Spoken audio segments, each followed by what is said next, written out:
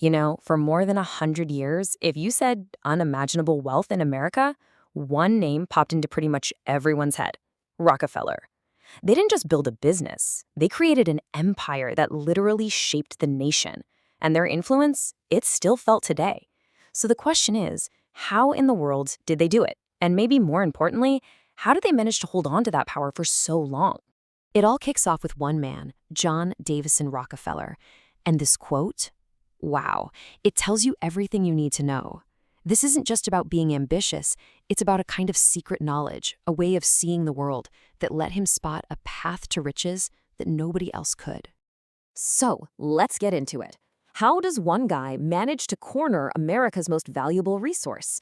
Well, it all started by building a truly ruthless empire, an industrial machine that was designed for one thing and one thing only: total control.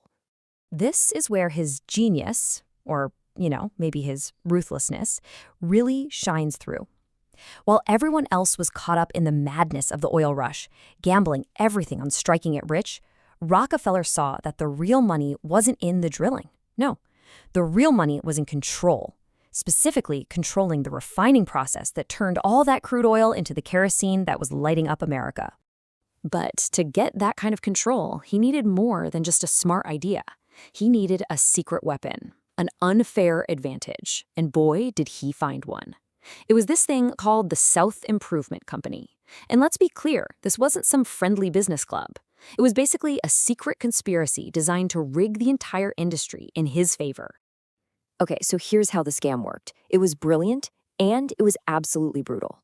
Rockefeller cut secret deals with the railroads to get huge discounts for shipping his oil. But here's the truly ruthless part. His competitors not only had to pay the full price, but a chunk of their shipping fees got kicked back directly to him. They were literally paying him to put them out of business. It's insane, right? And the result of all this? Absolute, total domination. Within just a few years, Standard Oil had gobbled up 90% of the market. I mean, just let that number sink in for a second. 90%. A single company had an iron grip on the energy source that powered the entire country. And if you want to see just how fast and brutal this whole operation was, look no further than what they called the Cleveland Massacre. In just 6 weeks, he walked up to his competitors and gave them an ultimatum: sell to me for pennies on the dollar, or I will crush you. Just like that, an entire city's refining industry belonged to him. But when you build an empire that powerful, you're going to make some enemies. A lot of enemies.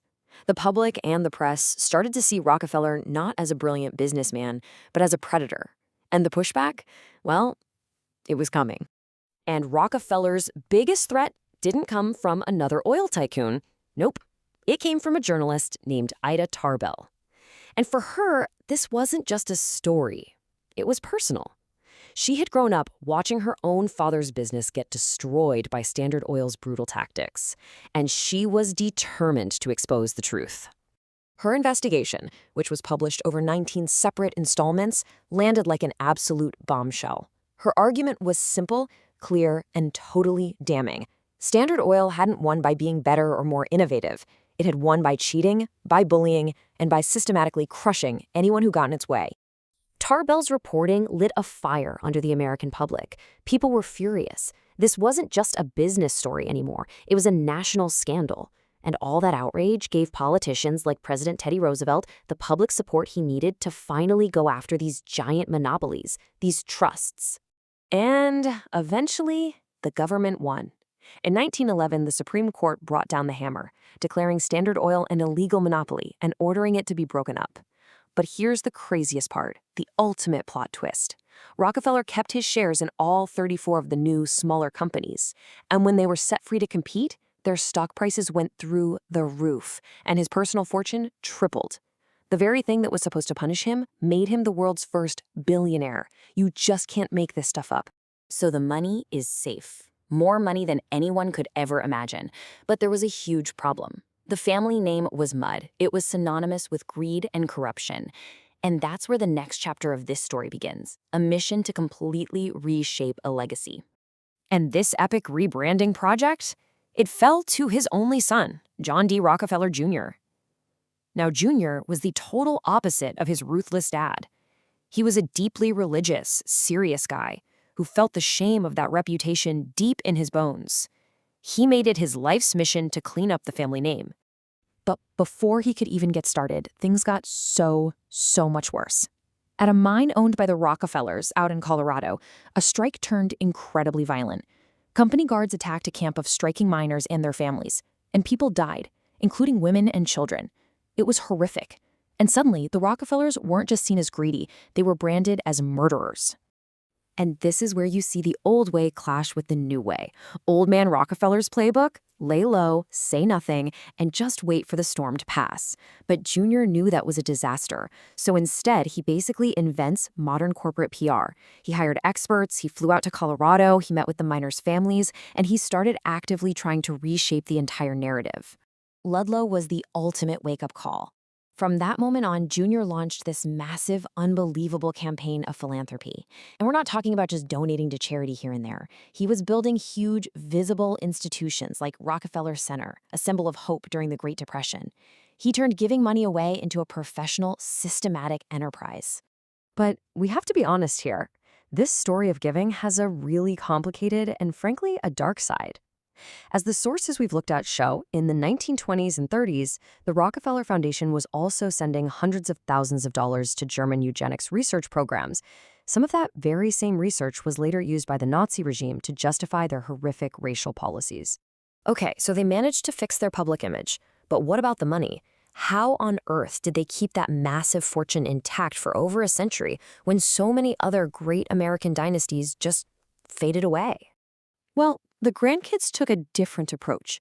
They spread out the family's power. It wasn't just about oil anymore. Nelson jumped into politics, becoming the powerful governor of New York, while his brother David basically became a kingpin in global finance, running Chase Manhattan Bank and co-founding influential international groups. But the real secret sauce, the thing that made the dynasty last, it wasn't a person. It was a piece of paper. A brilliant legal arrangement called an irrevocable trust. This was the key to protecting the money forever. And this was pure genius. Why?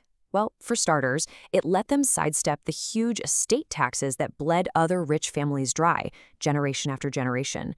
The money was basically locked in a vault, totally safe from lawsuits, divorces, or even just a family member with a spending problem. And all the while, it just kept spitting out a steady stream of cash to fund the dynasty, forever.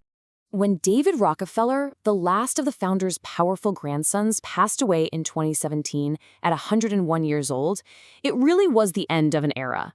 It marked the shift from a dynasty led by a handful of powerful men to this huge, sprawling clan of over 200 descendants. So that brings us to the big question, doesn't it? When you look at the Rockefeller legacy, what are you really seeing? Is it a genuine story of redemption, of a family using its wealth for public service, or was it just the most brilliant, most expensive, and most successful PR campaign in history? A way to wash clean a fortune built on some pretty ruthless moves. It's a tough one to answer.